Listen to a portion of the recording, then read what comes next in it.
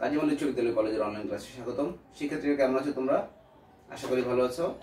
আজকে অষ্টম শ্রেণীর বাংলাদেশের বিশ্ব পরিচয় বইয়ের অষ্টম অধ্যায়ে বাংলাদেশের দুর্যোগ এই অধ্যায়টি আলোচনা করব।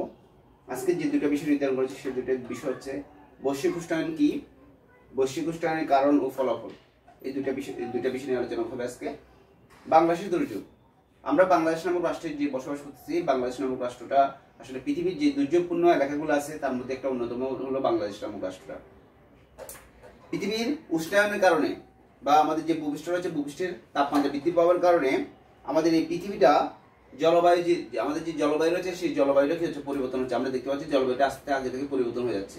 শীতকালে অতিরিক্ত শীত পড়তেছে, আবার গরমকালে অতিরিক্ত গরম পড়তেছে, আমরা এগুলো দেখতেছি। আমরা দেখো আমাদের যে উষ্ণমণ্ডলীয় যে সকল দেশ রয়েছে সেই দেশগুলোতে তোমার শুষ্ক মৌসুমে যে সকল ফসল উৎপাদন হয় সেই সকল ফসল উৎপাদন হ্রাস পাচ্ছে আস্তে আস্তে। তোমরা বর্ষাকালে অতিরিক্ত বৃষ্টিপাত হচ্ছে, বন্যা হচ্ছে এবং জলাবদ্ধতা সৃষ্টি হচ্ছে আমাদের এই দেশে। সাথে সাথে আমাদের শুষ্ক মৌসুমে অতিরিক্ত খরা, তারপর তোমার হলো অতিরিক্ত অনাবৃষ্টি, এরপরে শিলাবৃষ্টি, ভূমিকম্প এবং ভূমিক্ষয়ের মতন এই তোমার দুর্যোগগুলো আমাদের এই দেশে ঘটে থাকে। এছাড়া তোমার শীত মৌসুমে বা শীতকালে অতিরিক্ত শীত এবং ঘন কুয়াশা বা শৈত্যপ্রবাহের মতন শৈত্যপ্রবাহটা আমরা দেখতে পাই আমাদের এই দেশে। এছাড়া আমাদের যে প্রাকৃতিক পরিবেশটা রয়েছে সেই প্রাকৃতিক পরিবেশটাও নষ্ট, আস্তে আস্তে ক্ষতি হচ্ছে, মানে এই যে এই বৈশ্বিক উষ্ণায়নের কারণে। এখন দেখো আমরা বৈশ্বিক উষ্ণায়ন থেকে আমি প্রথমে যদি বলি বৈশ্বিক উষ্ণায়নটা কি। বৈশ্বিক উষ্ণায়নটা হলো আসলে আমাদের যে পৃথিবীটা রয়েছে এই পৃথিবীটা আমরা বসবাস করার অন্যতম একটা কারণ হলো আমাদের যে প্রাণ উপযোগী পরিবেশ, অথবা আমাদের যে পরিবেশটা হলো মানে আমাদের বসবাস করার মতো উপযোগী পরিবেশ হওয়ার কারণে আমরা এখানে বসবাস করতেছি। কিন্তু পৃথিবীটা উষ্ণায়ন হওয়ার কারণে বা পৃথিবীটা তোমার গরম হয়ে যাওয়ার কারণে আমরা এই পরিবেশটা কি আমাদের যে বেঁচে থাকার বা আমাদের যে প্রাণ উপযোগী যে পরিবেশটা সেই পরিবেশটা আস্তে আস্তে কিছু বিপন্ন হয়ে যাচ্ছে, নষ্ট হয়ে যাচ্ছে। কেন নষ্ট হয়ে যাচ্ছে? এই উষ্ণায়নের কারণে। এখন দেখো উষ্ণায়নটা কি। উষ্ণায়নটা হলো আমাদের উষ্ণায়নটা কেন হচ্ছে? উষ্ণায়নটা হচ্ছে আসলে আমাদের যে বর্তমান যে যুগে বসবাস করছি সেটা হলো বিজ্ঞানের যুগকে আমরা বিজ্ঞানের যুগ বলে। আমরা এই বিজ্ঞানের যুগে বসবাস করার কারণে আমরা এখানে আমাদের একদিকে যেমন আমাদের আরামটা খুঁজতেছি, অন্যদিকে আমরা আমাদের যে পরিবেশটা রয়েছে সেই পরিবেশটা আমরা নষ্ট করতেছি। এখন আমরা কিভাবে নষ্ট করতে? আমরা জনসংখ্যা বৃদ্ধি পাওয়ার কারণে, আমাদের যে তোমার গাছ কাটার কারণে, বৃক্ষনিধনের কারণে এবং আমাদের তোমার ইঞ্জিন চালিত যে যানবাহন রয়েছে সেই যানবাহনগুলার সহ বড় বড় যে শিল্প কারখানাগুলো রয়েছে শিল্প কারখানার কারণে আমাদের যে পরিবেশের যে ভারসাম্য সেই ভারসাম্যটা নষ্ট হয়ে যাচ্ছে। আর এই পরিবেশের ভারসাম্য নষ্ট হওয়ার কারণে বিভিন্ন ধরনের সমস্যার সৃষ্টি হচ্ছে। এই সমস্যাগুলোর মধ্যে একটা হলো তোমার গ্রিন হাউস প্রতিক্রিয়া। এখন দেখো গ্রিন হাউস প্রতিক্রিয়াটা কি। গ্রিন হাউস প্রতিক্রিয়া হলো আসলে গ্রিন হাউস গ্যাসটা হলো আসলে কতগুলো গ্যাসের সমন্বয়ে একটা গ্যাস তৈরি হয়, সেটা হলো গ্রিন হাউস গ্যাস। আর এই গ্রিন হাউস গ্যাসকে আসলে সাধারণত আমরা যে তাপমাত্রা বৃদ্ধি পায়, এই তাপমাত্রা বৃদ্ধি পাওয়ার প্রধান কারণটা হলো আমাদের এই যে গ্রিন হাউস গ্যাস। তাই এই গ্যাসকে বলা হয় তাপ বৃদ্ধিকারক গ্যাস বলা হয়। এখন দেখো গ্রিন হাউস গ্যাসটা কি আসলে। গ্রিন হাউস গ্যাসটা হলো এটা একটা এমন একটা গ্যাস যেটা আমাদের পৃথিবীর যে বায়ুমণ্ডল আছে সেই বায়ুমণ্ডলে তোমার চারপাশে পৃথিবীকে ঘিরে রেখেছে বা আচ্ছাদন করে রেখেছে বা ঢেকে রেখেছে। আর এই ঢেকে রাখার কারণে কি হচ্ছে? সূর্যের যে আলো, সে আলোটা বা সূর্যের যে তাপটা আছে সেই তাপটা সে শোষণ করে, মানে গ্রিন হাউস গ্যাসে শোষণ করে নেবে। শোষণ করে নিয়ে কি করে আবার আমাদের পৃথিবীতে ছেড়ে দেবে। আবার আমি যদি বলি আমাদের যে গ্রিন হাউস গ্যাসটা রয়েছে সেই গ্রিন হাউস গ্যাসটা আমাদের পৃথিবীর যে তাপটা আছে সেই তাপটা পৃথিবী থেকে বের হতে দেয় না। যেটা আমরা যদি কোনো একটা জিনিস ঢেকে রাখি ঢাকনা দিয়ে, তখন কি হয়? এই যে এটা যদি গরম থাকে সবসময়, ঠিক একইভাবে এই গ্রিন হাউস গ্যাসটা পৃথিবীর চারপাশে আচ্ছাদিত হয়ে থাকার কারণে আমাদের যে পৃথিবীর যে তাপমাত্রা সেই তাপমাত্রা কি হয় জানেন? দিনের বেলা যে তাপটা এখানে সূর্যের আলো থেকে আমরা পাই পৃথিবীতে, আর সেই তাপটা রাতের বেলা কি হয়ে যাওয়ার কথা? চলে যাওয়ার কথা বা বিলীন হয়ে যাওয়ার কথা। কিন্তু এই গ্রিন হাউস গ্যাস থাকার কারণে আমাদের এই তাপটা কি হচ্ছে না, বের হতে পারতেছে না। ঠিক আছে? এই জন্য পৃথিবীটা কি হচ্ছে? আস্তে আস্তে গরম হয়ে যাচ্ছে। আমি যদি একটা উদাহরণ দিয়ে বলি, আমাদের যে আমরা যে বিল্ডিং ঘরগুলোতে থাকি বা বসবাস করি, সেই বিল্ডিং ঘরগুলোতে কি দিনের বেলা দেখো গরম হয়ে যায়, রাতের বেলা কি বিল্ডিং এর ছাদটা থেকে কি তাপটা বের হয়ে যায়। ঠিক একইভাবে গ্রিন হাউস গ্যাসটা একই কাজ করে। এই গ্রিন হাউস গ্যাসের মধ্যে যে তাপটা সূর্যের যে তাপটা পড়ে সেই তাপটা পরবর্তী কি হয়? রাতের বেলা কি আস্তে আস্তে কি পৃথিবীতে ছড়ে যায়। এই জন্য পৃথিবীটা কি হচ্ছে? গরম হয়ে যাচ্ছে আস্তে আস্তে। ঠিক আছে? এই জন্য এই গ্রিন হাউস গ্যাসটা আমাদের তোমার এই আমাদের তাপ বৃদ্ধি করার অন্যতম একটি কারণ। ঠিক আছে। এরপর আমি যদি বলি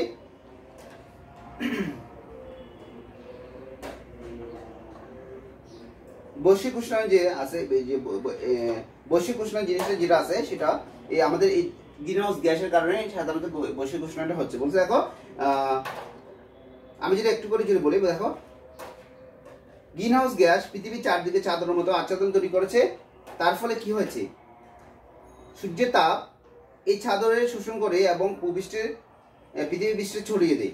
পৃথিবীর পৃষ্ঠ দ্বারা গৃহীত এই তাপমাত্রা স্বাভাবিকভাবে রাতের বেলায় প্রতিফলিত হয়ে মহাশূন্যে মিলিয়ে যায় এবং এভাবে পৃথিবীটা ঠান্ডা হয়ে যায়। কিন্তু বায়ুমণ্ডলের নির্দিষ্ট কিছু গ্যাসের পরিমাণ বৃদ্ধি পাওয়ার কারণে প্রতিফলিত তাপ সম্পূর্ণভাবে মহাশূন্যে মিলিয়ে যায় না, যার ফলে তার কি হচ্ছে, বায়ুমণ্ডলটা উত্তপ্ত হয়। এভাবে পৃথিবীর তাপমাত্রা বাড়ছে। একে বলা হয় বৈশ্বিক উষ্ণায়ন। মানে যে পৃথিবীর তাপটা বাড়তেছে, এই তাপটা বাড়াতে হলো বৈশ্বিক উষ্ণায়নটা। এখন বৈশ্বিক উষ্ণায়ন কি? বৈশ্বিক উষ্ণায়ন হলো পৃথিবীর তাপমাত্রা বৃদ্ধি পাওয়া হলো বৈশ্বিক উষ্ণায়ন। আর বৈশ্বিক উষ্ণায়নের কারণটা কি? বৈশ্বিক উষ্ণায়নের কারণ হলো, আসলে দেখো আমরা যে বায়ুটা আছে, বায়ুতে সাধারণত কি থাকে, নাইট্রোজেন থাকে এবং অক্সিজেন থাকে। এছাড়া থাকে তোমার কার্বন ডাইঅক্সাইড, কিছু পরিমাণ সামান্য পরিমাণ কার্বন ডাইঅক্সাইড থাকে, মিথেন থাকে এবং নাইট্রাস অক্সাইড থাকে আমরা জানি। এছাড়া জলীয় বাষ্প এবং কি থাকে, ওজোন গ্যাস থাকে। বায়ুমণ্ডলে এই ঘন গ্যাসগুলোকে গ্রিনহাউস গ্যাস বলা হয়। প্রাকৃতিকভাবে সৃষ্ট এইসব গ্যাস ছাড়াও মানুষ কিছু গ্যাস উৎপাদন করে, যেমন যেগুলোকে বলে সিএফসি, যেটা সিএফসি নামে পরিচিত, ক্লোরোফ্লোরোকার্বন, এসপিএফসি, এটা হলো হাইড্রোক্লোরোফ্লোরোকার্বন, হ্যালান ইত্যাদি গ্রিনহাউস, এগুলো কিন্তু গ্রিনহাউস গ্যাস। এই গ্যাসগুলোর মধ্যে গত এক শতাব্দীতে, এখানে একটা তথ্য আছে, গত এক শতাব্দীতে বায়ুমণ্ডলে কার্বন ডাইঅক্সাইডের পরিমাণ বেড়েছে 25%। কার্বন ডাইঅক্সাইড কত পার্সেন্ট বাড়ছে? 25% কার্বন ডাইঅক্সাইড বেড়ে গেছে। এরপরে তোমার নাইট্রাস অক্সাইডের পরিমাণ বেড়েছে 19% বাড়ছে নাইট্রাস অক্সাইড, এবং মিথেনের পরিমাণ বেড়েছে 100%। মিথেন হচ্ছে 100% বেড়ে গেছে মিথেনের পরিমাণটা। আগে যত ছিল তারপরে তার মধ্যে এই নাইট্রোজেনের পরিমাণ, তোমার নাইট্রোজেনের পরিমাণ বাড়ছে কত, কার্বন ডাইঅক্সাইডের পরিমাণ বাড়ছে 25% এবং বলছে নাইট্রাস অক্সাইডের পরিমাণ বাড়ছে 19% এবং তোমার মিথেনের পরিমাণ বাড়ছে 100% বেড়ে গেছে। এই জন্য বেড়ে যাওয়ার কারণে আমাদের পৃথিবীটা কি হচ্ছে, উষ্ণায়ন হচ্ছে। এছাড়াও আরো অনেকগুলো কারণ আছে। অনেকগুলো কারণের মধ্যে আমি যদি বলি, এক নম্বর কারণ হলো, আমি দেখো আমাদের এখানে যে আমরা যে বিভিন্ন ধরনের যে ইলেকট্রিক যন্ত্রপাতি ব্যবহার করছি, যেমন refrigerator, air condition, plastic, foam, aerosol প্রভৃতি ব্যবহারের ফলে এগুলো কি হচ্ছে, আমাদের বায়ুমণ্ডলটা কি হচ্ছে, উত্তপ্ত হচ্ছে। এগুলো কিন্তু গ্রিনহাউস গ্যাস। আচ্ছা, আর এই গ্যাসের কারণে আমাদের যে বায়ুমণ্ডলের যে ওজোন স্তর আছে, সেই ওজোন স্তরটা কি আস্তে আস্তে ক্ষতি হচ্ছে, মানে গ্রিনহাউস গ্যাসের কারণে।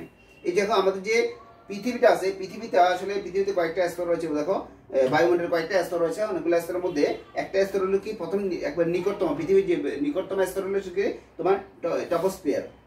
সমুদ্র পৃষ্ঠ থেকে এই টপোস্ফিয়ারের উচ্চতা হলো তোমার 12 কিলোমিটার। আমাদের যে প্রথম স্তরটা হলো টপোস্ফিয়ার, এই টপোস্ফিয়ারের উচ্চতা হলো তোমার 12 কিলোমিটার পর্যন্ত। এরপরের স্তর হলো স্ট্রাটোস্ফিয়ার।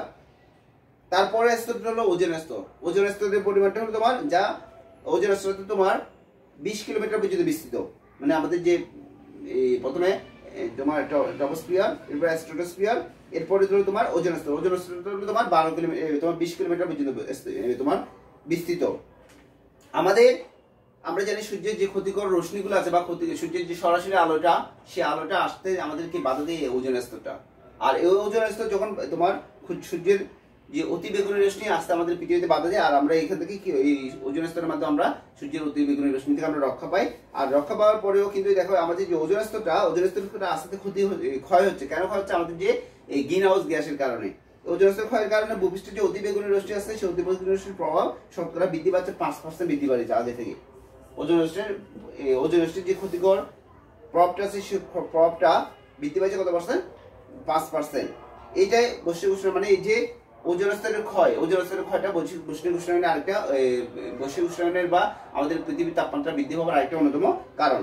এরপরে বলছে কালো ধোঁয়া। শিল্প কারখানার এবং যে বিভিন্ন আমরা যানবাহনের যে কালো ধোঁয়াগুলো আছে, সেই কালো ধোঁয়াগুলোও আমাদের এই পৃথিবীর তাপমাত্রা বৃদ্ধি পাওয়ার বা আমাদের বৈশ্বিক উষ্ণায়নের আরেকটা অন্যতম কারণ।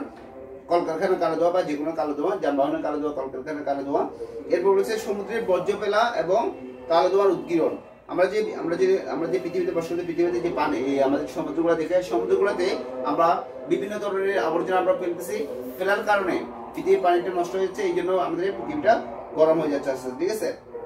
এবং কলকারখানার যে আরো কালো ধোঁয়াগুলো জানি, এখানে যে তোমার জাহাজ চলতেছে, এই জাহাজের জমার যে কালো কালো ধোঁয়াগুলো আছে, কালো ধোঁয়া উৎপীড়নের কারণে কি হচ্ছে, আমাদের বায়ুমণ্ডলের যে ওজোন স্তর আছে এবং আমাদের বায়ুমণ্ডলটা কি আস্তে আস্তে আমাদের পৃথিবীটা আস্তে আস্তে উষ্ণ হচ্ছে। বন উজাড় করে আমরা যে এখন বন উজাড় করতে মানে গাছপালা কেটে ফেলতেছি অবাধে, এই গাছপালা কেটে ফেলার কারণে আমাদের কি হচ্ছে, পৃথিবীটা গরম হয়ে যাচ্ছে। দেখো আমরা একটু সহজেই যে বুঝতে পারি, দেখো আমরা যদি একটা গাছ থাকে, গাছের নিচে বসলে আমাদের কাছে ঠান্ডা লাগে। এই গাছগুলো যদি আমরা যদি কেটে ফেলি পুরো সবগুলো গাছ, তাহলে কি হবে, পৃথিবীটা গরম হয়ে যাবে অটোমেটিকলি, ঠিক আছে। আমরা আসলে কি করতে হবে, বেশি পরিমাণে গাছ লাগাতে হবে, যে এই বৈশ্বিক উষ্ণায়ন থেকে বাঁচার জন্য বা পৃথিবীর তাপমাত্রা কমানোর জন্য। এরপর আমি যদি বলি জনসংখ্যা বৃদ্ধি বা যানবাহনের সংখ্যা বৃদ্ধি। যানবাহনের সংখ্যা বৃদ্ধি, দেখো আমাদের জনসংখ্যা যত বৃদ্ধি পাচ্ছে, যানবাহনের সংখ্যা তত বৃদ্ধি পাচ্ছে। আর যানবাহনের সংখ্যা বৃদ্ধি পাওয়ার কারণে কি হচ্ছে, আমাদের পৃথিবীটা গরম হচ্ছে। কেন মনে হচ্ছে, যানবাহনের কালো ধোঁয়া, তারপর এখানে তেল ব্যবহার করা হচ্ছে প্রচুর পরিমাণে, এই সকল কারণে আমাদের কি হচ্ছে, যানবাহন আমাদের পৃথিবীটা গরম হয়ে যাচ্ছে। এরপরে আমরা যদি বলি কৃষিতে বা কৃষি জমিতে রাসায়নিক সারের ব্যবহার, কৃষি জমিতে রাসায়নিক সারের ব্যবহার আমাদের যে বৈশ্বিক উষ্ণায়ন আরেকটা কারণ। দেখো বলছে কৃষি যান্ত্রিক সার, নাইট্রোজেন সার, তারপর কীটনাশক প্রভৃতি ব্যবহার করা হয়। এর ফলে বায়ুমণ্ডলের ওজোন স্তরের ক্ষতি হয়, যা ফলে বৈশ্বিক উষ্ণায়ন বৃদ্ধি পাচ্ছে। আচ্ছা, এরপর আমরা যদি বলি এই যে বৈশ্বিক উষ্ণায়নের কারণ তো বললাম, এরপরে বৈশ্বিক উষ্ণায়নের ফলে আমাদের কি হচ্ছে, বৈশ্বিক উষ্ণায়নের ফলে আমাদের সমুদ্রে যে পানির উচ্চতা বেড়ে যাচ্ছে। কারণ আমাদের যে পৃথিবীটা গরম হয়ে যাওয়ার কারণে আমাদের যে বরফগুলো রয়েছে, আমাদের হিমালয় রয়েছে, সেই হিমালয় থেকে বরফগুলো গলতে থাকতেছে, আর গলতে থাকার কারণে আমাদের কি পানির উচ্চতা বা সমুদ্রের পানির উচ্চতা বৃদ্ধি পাচ্ছে। আর সমুদ্রের পানির উচ্চতা বৃদ্ধি পাওয়ার কারণে আমাদের কি হচ্ছে, আমাদের এই সমুদ্রের পানিগুলো কি হচ্ছে, আমাদের উপকূলীয় এলাকায় চলে আসছে, এবং আমাদের যে মাছ এবং আমাদের যে নিম্ন এলাকাগুলো, সেই নিম্ন এলাকাগুলো প্লাবিত করতেছে, এবং আমাদের বিভিন্নভাবে আমাদের কি ক্ষতি হচ্ছে। আমাদের গাছপালা, আমাদের মৎস্য খামার, আমাদের শস্য ক্ষেত্রে ক্ষতি হচ্ছে এই পানির সমুদ্রের পানির উচ্চতা বেড়ে যাওয়ার কারণে। বলতে দেখো বাংলাদেশের উপকূলীয় অঞ্চলসমূহে ম্যানগ্রোভ ফরেস্টের ক্ষতি, ম্যানগ্রোভ ফরেস্ট আমাদের যে সুন্দরবন, সেই সুন্দরবন ক্ষতি হচ্ছে, সুন্দরবনের জীববৈচিত্র্য ধ্বংস হয়ে যাচ্ছে, উপকূলীয় এলাকায় কৃষি জমিতে লবণাক্ততা বৃদ্ধি পাচ্ছে, জমির উর্বরতা কমে যাচ্ছে। কিসের কারণে, এই সমুদ্রের পানির উচ্চতা বৃদ্ধি পাওয়ার কারণে তোমার ধ্বংস হচ্ছে, এবং আমাদের যে জীবনের জীবিকার টানে মানুষ এখন শহরমুখে শহরের উপর চাপ বৃদ্ধি পাচ্ছে এই তোমার বৈশ্বিক উষ্ণায়নের কারণে, একটার সাথে একটা রিলেটেড কিন্তু। এরপরে সমুদ্রের পানি বৃদ্ধি পাওয়ার কারণে আমাদের এখানে জোয়ারভাটা উচ্চ পরিমাণে যে কি হয়, উচ্চ জোয়ারের সৃষ্টি হয়, আর জোয়ারের সৃষ্টি হওয়ার কারণে আমাদের নিম্ন এলাকাটা প্লাবিত হয়।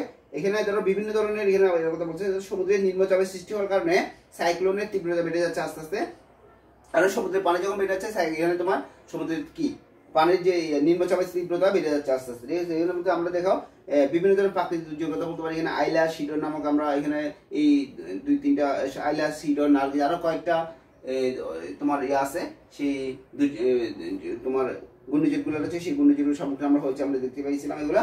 এরপরে আমরা যদি বলি আরো কিছু সমস্যা আছে, দেখো পৃথিবীর উষ্ণায়নের কারণে পৃথিবী পৃষ্ঠের তাপমাত্রা বৃদ্ধি পায়, এবং যা সূর্যের অতিবেগুনি রশ্মি সরাসরি পৃথিবীতে কি আসার ফলে ওজোন স্তর ক্ষয়ের কারণে আমাদের যে সূর্যের অতিবেগুনি রশ্মি আমাদের পৃথিবীতে আসার কারণে আমরা এখানে বিভিন্ন ধরনের রোগে আক্রান্ত হচ্ছে। আমরা বিভিন্ন ধরনের মারাত্মক রোগ, যেমন ক্যান্সার, চর্মরোগের সহ নানা ধরনের রোগে আমরা কি হচ্ছে, আমাদের দেশে সৃষ্টি হচ্ছে, ঠিক আছে।